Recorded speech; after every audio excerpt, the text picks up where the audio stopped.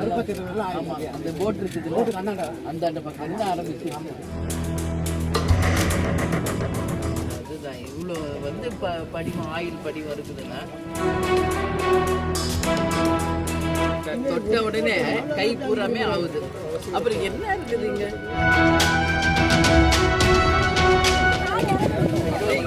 அது வரைக்கும்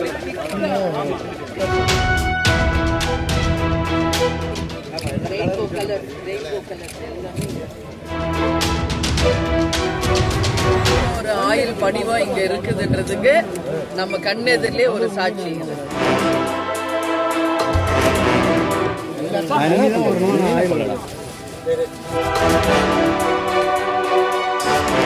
எண்ணூர் நெட்டுக்குப்பத்துல இன்னைக்கு வந்து இந்த எண்ணெய் படிவம் அதிகமாக படிந்திருக்கின்ற இந்த பகுதியை வந்து நான் பார்வையிட்டு இங்க இருக்கின்ற மீனவர்களுக்கு நிச்சயமாக நம்ம ஆதரவு தெரிவிக்கணுன்றதுக்காக இன்னைக்கு இங்க வந்திருக்கிறேன்.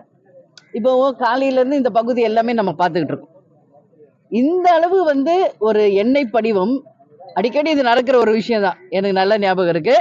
2016 கேப்டன் கூட நாங்க எல்லாரும் வந்து இதோ பக்கத்துல இருக்கிற ஒரு போர்ட்ல இதே மாதிரி ஆயில் எண்ணெய் படிவம் அப்ப இருந்துச்சு, நம்ம பார்த்தோம். ஆனா இந்த அளவு ஒரு மோசமான நிலைமை அப்ப கிடையாது. அதான் இங்க இருக்கிற மீனவர்கள் கிட்ட எங்க கழகத்தினர்கிட்ட நான் கேட்கிறப்ப அவங்க என்ன சொல்றாங்க, இது வந்து ஸ்லோவா அந்த கழிவுகளை வந்து கூவம்ல வந்து எப்பவுமே திறந்து விட்டுக்கிட்டு தான் இருந்தாங்க. இந்த முறை இங்க ஏரியை திறந்த உடனே புழல் ஏரி, பூண்டி ஏரி, எல்லா ஏரிகளும் ஒரே நேரத்துல திறந்தப்போ அதோட சேர்ந்து அவங்க கிட்ட ஸ்டாக் வச்சிருக்கிற ஒட்டுமொத்த கழிவு எண்ணெயும் அதோட சேர்த்து விட்டுட்டோம்னா நம்மளுக்கு செலவு மிச்சம் அப்படின்னு நினைச்சு எல்லா எண்ணெய் கழிவையும் இந்த ஏரி தண்ணியோட சேர்ந்து கலந்து விட்டதனுடைய விளைவு இன்னைக்கு எண்ணூர் போர்ட்ல இருந்து பழவேற்காடு வரைக்கும் இருக்கின்ற எல்லா இடத்திலும் இந்த எண்ணெயினுடைய அந்த வேஸ்ட் ஆயில் படிமம் கண்கூடாக இங்க நம்ம பார்க்க முடிகிறது.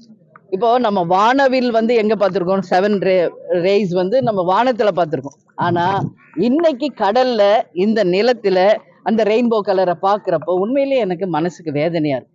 சும்மா லைட்டா அப்படி தொட்டதுக்கே கையெல்லாம் வந்து கருப்பாகுது. அப்போ இங்க இருக்கிறவங்க என்ன மனிதர்களா இல்லை யார் இவங்கன்றதுதான் எனக்கு கேள்வி. இப்போ ஆளும் கட்சியான திமுகவும் சரி, மத்தியில் இருக்கும் பாஜக அரசும் சரி, இதோட 15 நாள் ஆயிடுச்சு. என்ன இது வரைக்கும் அவங்க ஸ்டெப் எடுத்திருக்காங்க?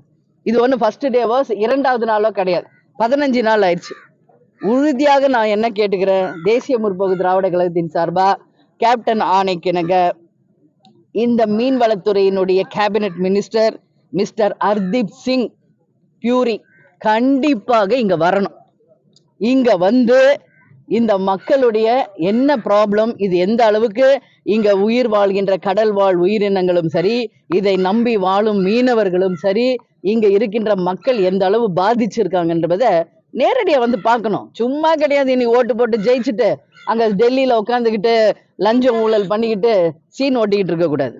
வாக்களித்த மக்களுக்கு உறுதியாக யார் வந்து உழைக்கிறாங்களோ அவங்க தான் இந்த நாட்டுக்கு தேவை. அதே மாதிரி இன்னைக்கு திமுகல மினிஸ்டர் வந்து மெய்யநாதன் அவர் வந்து சும்மா வந்தாரு, பார்வையிட்டு போயிட்டாரு. என்ன ஸ்டெப் எடுத்தாரு? இன்னைக்கு மீன்வளத்துறை அமைச்சர் அனிதா ராதாகிருஷ்ணன் இது வரைக்கும் இந்த பக்கத்தை கூட வரவே கிடையாது. ஆல்ரெடி இப்ப புயலால இந்த மக்கள் ஏற்கனவே ரொம்ப பாதிச்சு இன்னைக்கு கடலுக்கு 15 நாள் ஆச்சு அவங்க வேலைக்கு போய். அப்ப அவங்க வாழ்வாதாரம் என்ன? இங்க நம்ம கண்கூடா பாக்குறோம், இங்க மட்டுமே ஒரு 600 போட் நம்ம கண் எதிரில் நிக்குது, இந்த 8 குப்பத்துடைய போட்ஸ். அப்படி நம்ம பழவேற்காடு வரைக்கும் எடுத்துக்கிட்டோம்னா ஆயிரக்கணக்கான போட்ஸ் இன்னைக்கு ஆயில் படிவம் பாக்குறேன். எல்லா போட்லயும் அந்த ஆயில் வந்து படிவம் வந்து அப்படி வந்துருச்சு. ஸோ அவங்களால வந்து கடலுக்கு போக முடியாது. அந்த ஆயில் படிவம் எடுக்கணும்னாலே ஒரு போட்டுக்கு 10,000 ரூபாய் அவங்களுக்கு தேவைப்படுது. சரி, இங்க உயிர் வாழ்கின்ற இந்த மீனை பிடிச்சி அவங்க வித்தாதான் அவங்களுக்கு வாழ்வாதாரம். இந்த ஆயில குடிச்ச மீனோ எறாவோ நண்டோ யார் வாங்கி சாப்பிடுவாங்க? அப்ப இங்க இருக்கிற வாழ்வாதாரம் மிகப்பெரிய ஒரு கேள்விக்குறியா இருக்கு. இன்னைக்கு வந்து மிக்ஜாம் புயல பாதிச்சவங்களுக்கு முதலமைச்சர் 6,000 ரூபாய் நாளைக்கு கொடுக்குறேன்றாரு. நான் என்ன சொல்றேன், அது ஒரு பக்கம் இருக்கட்டும். இன்னைக்கு எண்ணூர்ல இருந்து பழவேற்காடு வரைக்கும் பாதிக்கப்பட்ட ஒவ்வொரு மீனவர் குடும்பத்திற்கும் குறைந்தபட்சம் central government and state government இணைந்து ஒரு 5 லட்சம் ரூபாய் உறுதியாக உடனடியாக அறிவிக்க வேண்டும் என்று தேசிய முற்போக்கு திராவிட கழகத்தின் சார்பாக நாங்கள் உறுதியாக தெரிவிச்சுக்கிறோம். 5 லட்சம்ன்றது சும்மா இல்ல. அவங்களுக்கு எவ்வளவு 15-20 நாள் வேலைக்கு போல அவங்க கடனை வாங்கி தான் இன்னைக்கு சாப்பிட்டுக்கிட்டு இருக்காங்க. அதே மாதிரி இன்னைக்கு இந்த போர்ட்ஸ் எல்லாம் அவங்களுக்கு ரெடி பண்ணணும்னாலே இன்னைக்கு அதுக்கே எவ்வளவோ காசு தேவை. சரி, இந்த ஏரியால கொஞ்ச நாளைக்கு அவங்க மீனே பிடிக்க முடியாது. இதை விட்டு வேற ஏரியால போய் தான் அவங்க மீனை பிடிச்சி வியாபாரம் பண்ண முடியும்.